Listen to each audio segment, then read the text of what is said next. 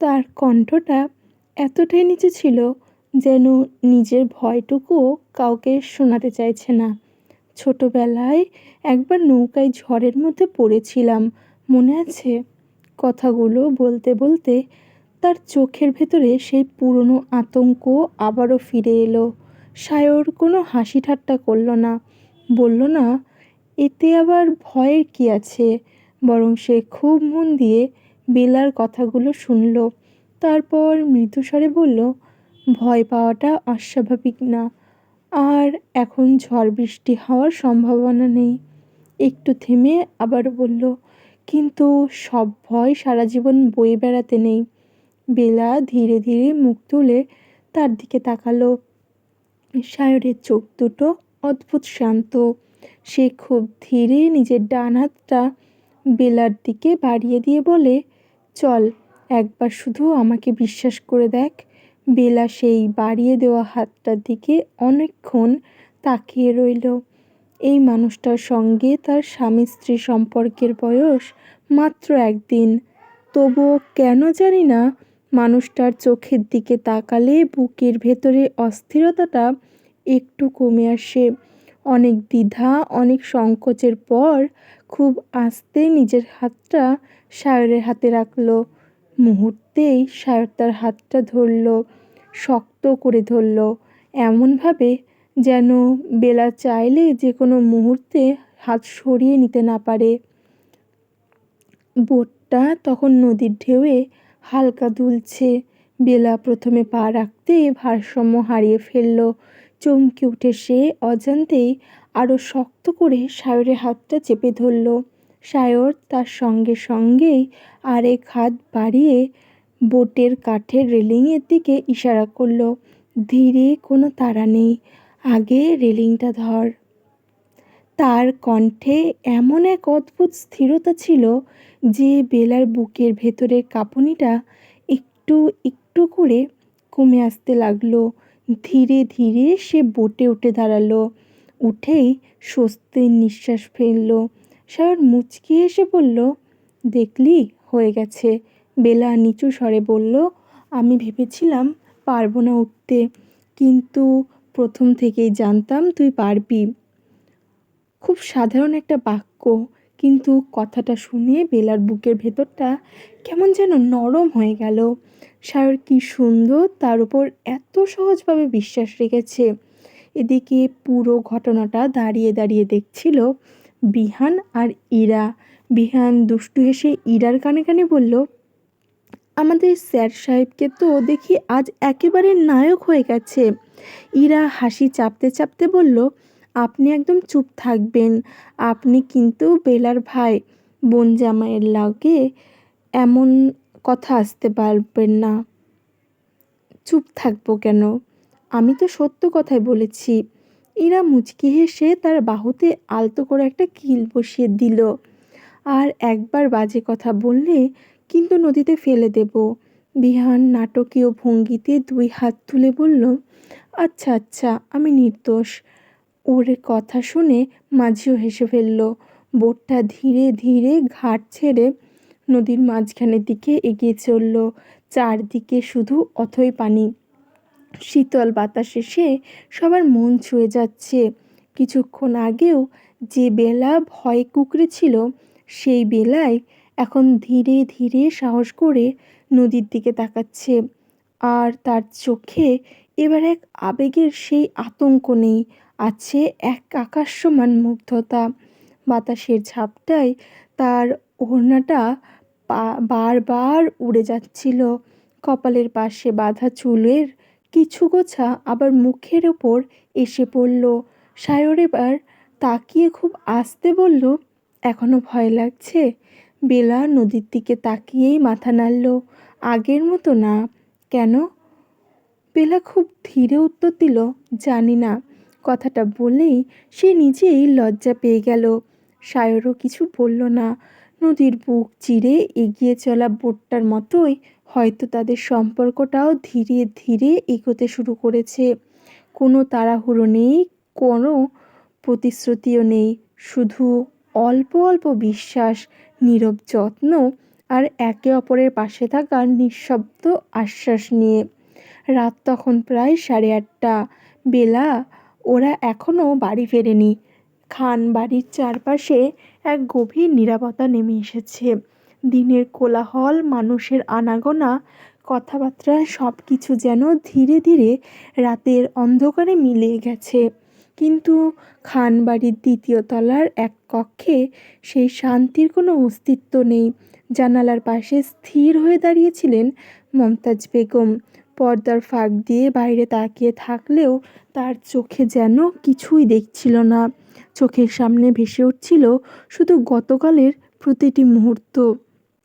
যতবার তিনি ভুলে থাকতে চেয়েছেন, ততবারই স্মৃতিগুলো আরও নির্মম হয়ে ফিরে এসেছে। মমতাজ বেগম ধীরে ধীরে চোখ বন্ধ করলেন। বুকের ভেতর থেকে দীর্ঘশ্বাস, একটা নিঃশ্বাস বেরিয়ে এলো। তিনি কখনোই বেলাকে পছন্দ করতেন না। মেয়েটাকে প্রথম থেকেই তার মনে হতো অত্যন্ত বেশি সহজ সরল সাজার চেষ্টা করে। বরং তার মনে হতো অতিরিক্ত ভালো হওয়ার আড়ালে অনেক কিছু লুকিয়ে থাকতে পারে। আর তার বাবা যেখানে সহজ সরল ভাব নিয়ে মানুষের সঙ্গে বেইমানি করতে পারে, তাহলে মেয়ে তো ডবল পারবে সেগুলো।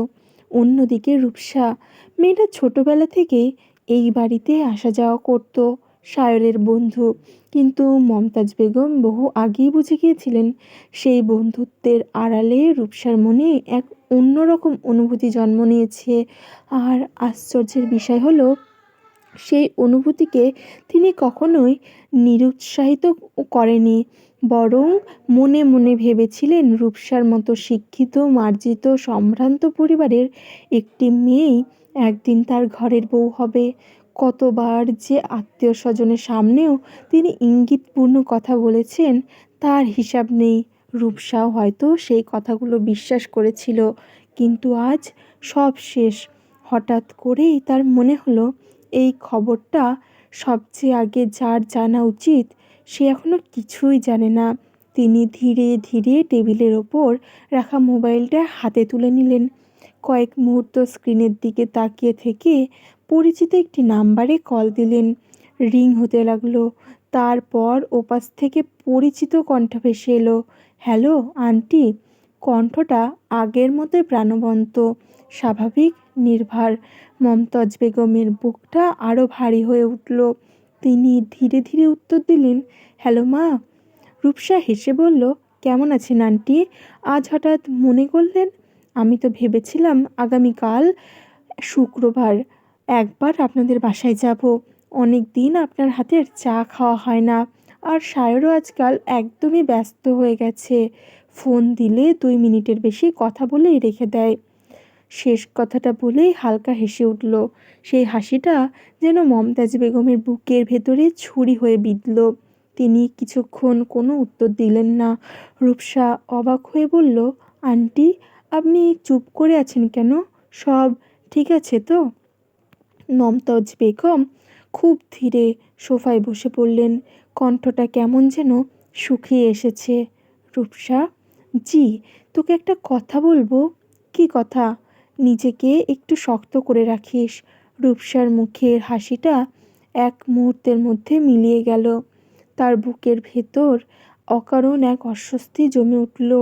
সে দ্রুত জিজ্ঞেস করল, আন্টি, সায়রের কিছু হয়েছে? না। তাহলে? মমতাজ বেগম কয়েক সেকেন্ড চোখ বন্ধ করে রইলেন। তারপর ধীরে ধীরে, যেন প্রতিটি শব্দ উচ্চারণ করতেও কষ্ট হচ্ছে, সায়র বিয়ে করে ফেলেছে। নীরবতা, এক দীর্ঘ ভারী নীরবতা। ওপাশ থেকে কোনো শব্দ এলো না। মমতাজ বেগম বুঝতে পারলেন খবরটা রূপসার ওপর কত বড় আঘাত হয়ে নেমে এসেছে। তিনি আস্তে করে ডাকলেন, রূপসা। অনেকক্ষণ পরে ভাঙা কাঁপা একটা শব্দ ভেসে এলো, আন্টি, আপনি আপনি কি বললেন? মমতাজ বেগমের চোখ বেয়ে ধীরে ধীরে অশ্রু গড়িয়ে পড়ল। আমি মিথ্যে বলছি না মা।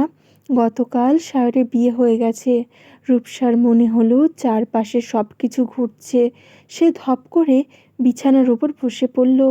তার হাত থেকে মোবাইলটা প্রায় পড়ে যাচ্ছিল।